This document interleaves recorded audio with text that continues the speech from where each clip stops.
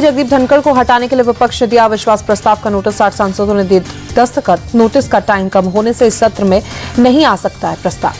केंद्रीय मंत्री किरेन रिजिजू ने सभापति के खिलाफ अविश्वास प्रस्ताव को बताया दुर्भाग्यपूर्ण। कहा, हमारे पास बहुमत, हम धनखड़ के साथ। किरेन रिजिजू ने कहा, राहुल और सोरोस के साथ गांठ के खुलासे से तिलमिलाई हुई है कांग्रेस। ऐसे नोटिस कभी कामयाब नहीं होंगे।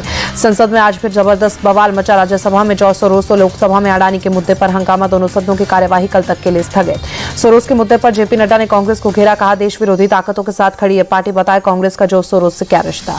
जेपी नड्डा ने कहा, बाहरी शक्तियों ने देश की संप्रभुता पर आघात किया, लेकिन मोदी जी का नेतृत्व में देश सुरक्षित हाथ में। साजिशों के बावजूद भारत तीसरी महाशक्ति बनेगा। अडानी मुद्दे को लेकर विपक्ष का प्रदर्शन जारी। कांग्रेस सांसद काला बैग लेकर संसद पहुंचे। बैग पर लिखा, मोदी अडानी भाई भाई।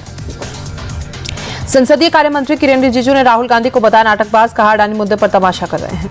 संसद में जारी संग्राम पर बोली प्रियंका गांधी, संसद का नहीं चला दुर्भाग्यपूर्ण, हम चर्चा में भाग नहीं ले पा रहे। अपनी मां सोनिया गांधी के बचाव में उतरी प्रियंका गांधी। जॉर्ज सोरोस को लेकर आरोपों पर कहा, बीजेपी 1994 की बात कर रही है जिसका कोई रिकॉर्ड नहीं।